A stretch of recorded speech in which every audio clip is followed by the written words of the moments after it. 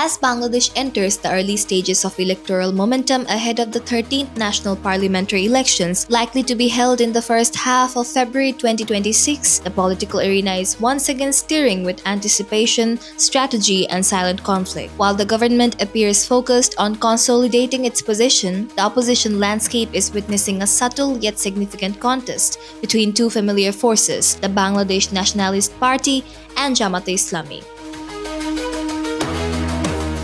The contrast between the two is already striking. Jamaat Islami, long considered marginalized and constrained by legal and political hurdles, has moved with notable clarity and confidence. It has finalized candidate lists, initiated grassroots campaigns, and activated its organizational networks across key constituencies. In contrast, the BNP, once the dominant voice of opposition, remains largely absent from the field, engaged instead in internal preparations and protracted deliberations over nominations.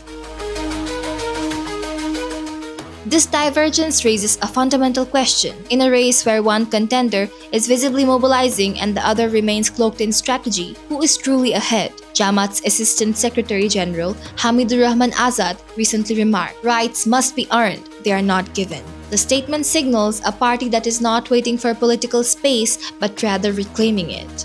Meanwhile, BNP Standing Committee member Salahuddin Ahmed has affirmed that his party is preparing for the polls. Yet, the lack of visible activity on the ground has led many to wonder whether this is a case of strategic patience or symptomatic of a deeper organizational malaise. Political observers suggest that the BNP currently faces three interlocking challenges: resolving internal rifts, countering the growing resurgence of Jamaat Islami, and rebuilding trust among the country's increasingly influential youth electorate. It is this last group, the young, often disillusioned, yet politically conscious generation, that would serve as a decisive force in the upcoming election. Jamaat, for its part, has demonstrated an ability to survive, even thrive, outside the political process. Through mosques, charities, and local networks, it has maintained grassroots influence despite official bans and legal constraints. Its renewed political visibility is, therefore, not accidental. It is the product of long-term resilience and recalibration. Even within diplomatic circles, particularly among European Union observers, there are emerging indications that Jamaat is once again being viewed as a legitimate political stakeholder. This brings us to a pivotal turning point. Will the BNP continue its historically uneasy alliance with Jamaat, or is it a political divergence now inevitably? And more broadly, what direction do the Bangladeshi people seek? Are they inclined towards a return to familiar political formations, or is there a growing appetite for a fresh alternative, unburdened by the past?